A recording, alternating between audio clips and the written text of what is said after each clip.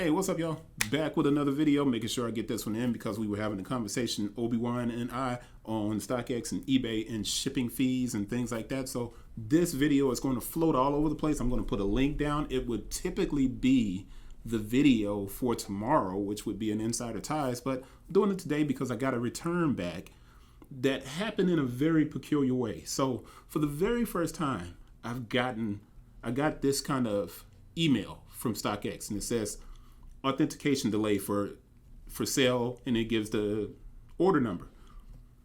I've sold over 20,000 shoes on StockX. Never got an email like this. It's the first time I've gotten one. Pretty sure some of you guys may have gotten an email like this before, but it's the first time I got one. So it was interesting for me to get it because, one, I've slowed down selling on StockX. And with that slowdown, I know exactly what I ship. Now, when I'm shipping 10 to 20 pair a day, it's hard for me to keep track, and maybe I will make a mistake, but they're saying that I sent them a shoe. See if it goes back to. They're saying I sent them a 10 instead of a 10 and a half. I went back to my receipt, which I didn't bring with me. I left it in a box. I put all of my receipts in a box at the house, not here at the office. But I looked at my receipts and I was like, yo, I didn't get a 10 and a half. I have no 10 and a halves on these two receipts. So I know for a fact that I did not buy a size 10. Also, I'm going to jump ahead over here, and I do the videos for all of the shoes that I sell on any platform. So if I've sold a pair of shoes, I do a video for it, which is why there are so many videos on this channel. And I do it just for posterity to know what my boxes look like. And the shoes came directly from Nike. And this is the Terrascape that's here on top. And you can see that it has an SRP tag. Now, the boxes that are at Nike now that don't have an SRP, they're smooth at the edge. Show you something here. Coming back over here, and I'm going to this page in a second. All right, so here we go. We got a sale complete on a couple of different shoes here, but more important, this box, if you see it, it's perforated, torn right here. Also, Nike doesn't put this. Now, unless this is something that StockX is doing to keep track of shoes, maybe they are. I have no idea. If you guys have bought shoes from them, which I have, I don't recall having this on a box that I bought shoes from them. I don't know where this shoe came from, but this is not what I shipped. I shipped a 10 and a half, and I know I shipped a 10 and a half because I looked at my receipt.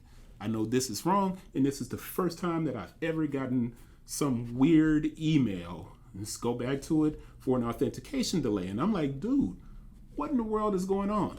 Well, here's the ticket. I wrote this article, and like I said, all of these shoes are returns. I'm going to show you the other shoe here that was returned. And this is the real peculiar thing, right? This is the really peculiar thing about the shoes. These were returned. They said they were dirty.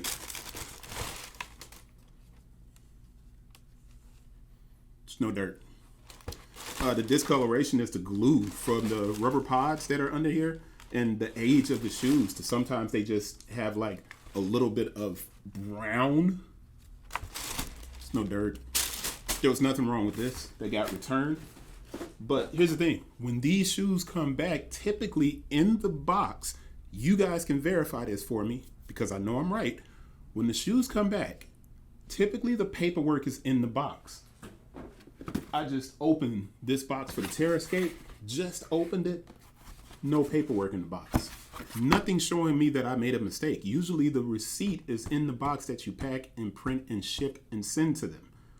Nothing in the box. So this brings me back to this post. So if you look over here to my side, you'll see a discussion on eBay and sneaker resale and the fees, right?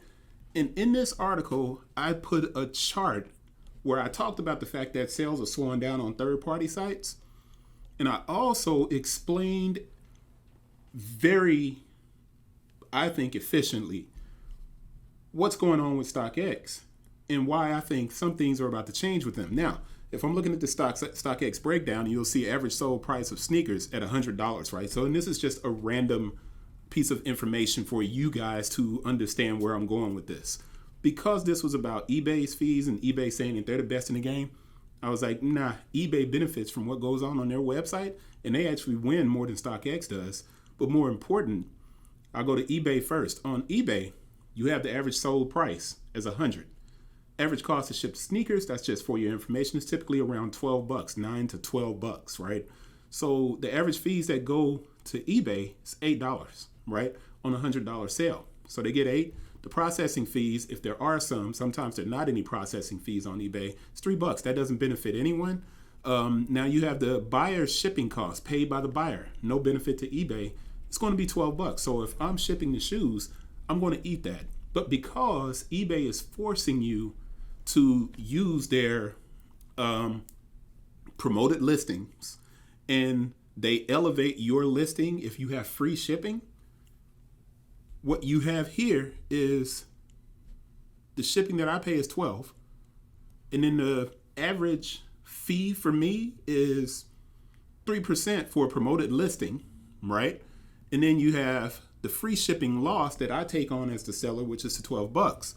So the eBay buyer is this one. Now, I said that wrong, so hopefully you guys are looking at this over here and you know where I'm going.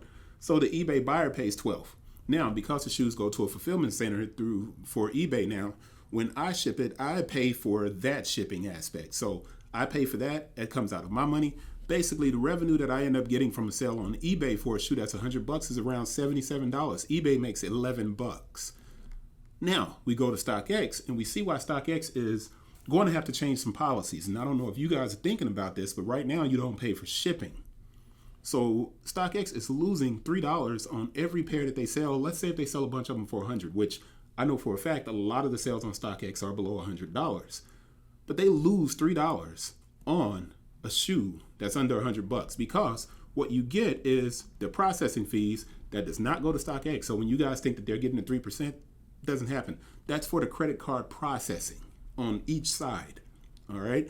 So they get their $9 from that $100 sale, and then the buyer's shipping is 12. So they make maybe a little bit of money on that buyer's shipping, maybe not. But because that shoe has to ship from me to a fulfillment center, it becomes a wash. So this seller's shipping cost paid by StockX ends up being a loss to StockX, and the revenue for the seller becomes 88. So I'll make 88. StockX ends up only losing $3. And this happens in a bunch of instances. I hope this is clear, man, because even in my head it sounds confusing. But let me get to the point here and wrap this video up. I've never gotten an email like this. Lately, a lot of stuff has been coming back. Now, I'm cutting back on selling. I'm putting the stuff on my website. So if you want to go to the website to buy stuff, dope. I appreciate you, but it'll be on the website. I'm pulling back. So I'm talking about taking a $500,000 hit. As you guys know, I do probably $500,000 to $700,000 a year on StockX. I'm slowing down. I'm going to stop doing as much as I've done, because there's a lot of different things that are happening that are concerning. All right. And if I went down to these big boxes, which those are Jordan Adapts, I had 2 pair of the exact same shoes. Both shoes were refused. Both shoes were refused. Both of them. Opened the box up and I was like, all right, yeah, maybe I can see that. Opened up the box on the other one and I was like, yeah, no. The shoes auto lace. There's going to be stress lines from people who may have tried them on. Nothing is completely dead stock. StockX is placing itself in this real peculiar position where they could really crush eBay and be like done, just like finish them off. But it seems they have so many layers inside of their company, and the fact that they have an eBay person that came in and took over for Josh Luber, they make a lot of the same mistakes. And in my head, I'm saying, what's the point of utilizing the site as much as I have?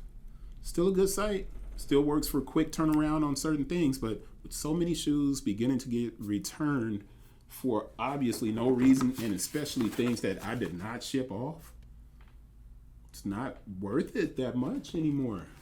I'll use it for certain instances, but I'm wondering if you guys are encountering the same thing. Are you having a lot of these returns And are the returns not the shoes that you shipped? That's the question. Done. Leave it right there. See you guys on the next one.